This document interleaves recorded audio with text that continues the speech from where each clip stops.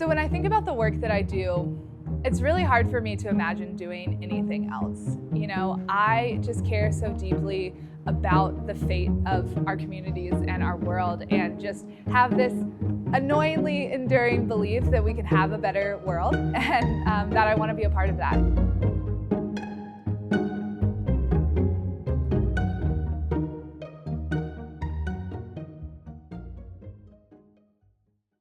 So I'm Haley Littleton, and I am the Associate Director of Marketing for WRA, and I've been here close to 3 years. So I grew up in the northern part of South Carolina, in Greenville, South Carolina, and grew up, not necessarily doing the outdoor recreation sports that I do now, but grew up being out on the lake and fishing and, just spending a lot of time outside. We'd go down to the beach in the low country of South Carolina, which is a really important place for me as well. So we spent a lot of time outside. I just really loved, at that point in my life, the ocean and the smell of the marsh and the salt water. We'd go to Pisgah National Forest and spend a lot of time up there just having picnics, sliding on the rocks, playing in the water. So from South Carolina, those are some really important landscapes and places for me. And when I think about Colorado, there's so many places. I spent 8 years up in Summit County, Colorado, and so all of those mountains are so special to me. But something that I look forward to each year is the annual desert trip. So going out to the Western Slope, to Fruita, to Grand Junction, and even to Moab.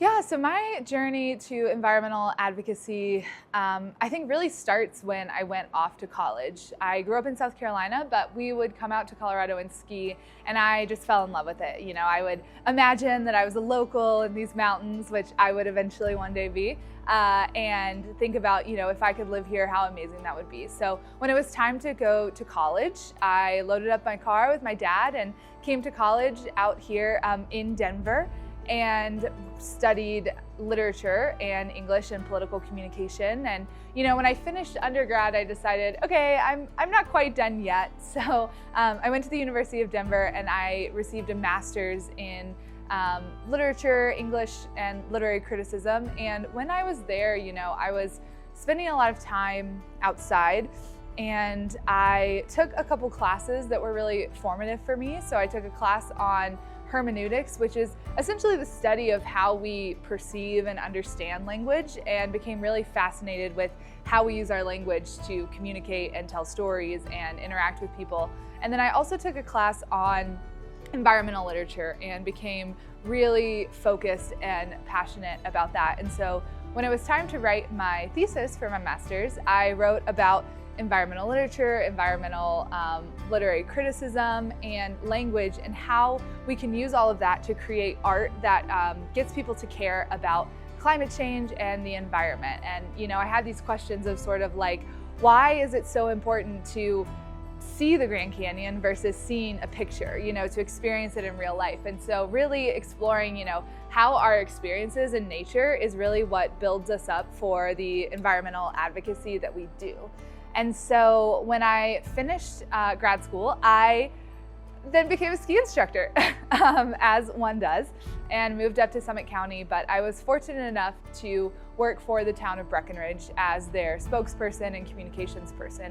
And it was there that my love for the outdoors and for the environment, environmental advocacy, and for policy and government all came together. When I was at the town of Breckenridge, we did a lot of great work in sustainability, in electrifying our buses, in encouraging more recycling and composting, in really making efforts towards more sustainable tourism. And so when I was working there, I really fell in love with how policy and the environment and the outdoors can kind of all go together. I would always think about, there are so many people who would come to Breckenridge from other places and loved it, and loved the mountains there and loved skiing. And I just thought, how could we leverage that love that people have for it to also educate them about sustainability, about climate change, about protecting the environment?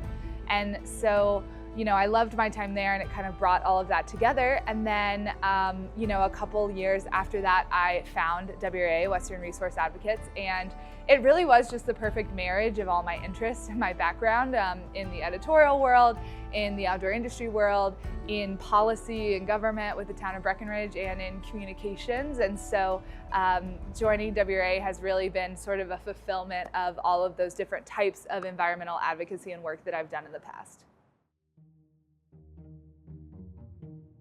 Yeah, when I think about some of the environmental issues that I became passionate about, actually, when I was growing up, I was very interested in the writings of Wendell Berry, who is a farmer, poet, writer from Kentucky, and talks a lot about how we grow food and community. And so actually that was one of the first environmental issues that I was really interested in, is how we grow food, how we sustain the health of the environment and the health of our communities, and how food brings us together.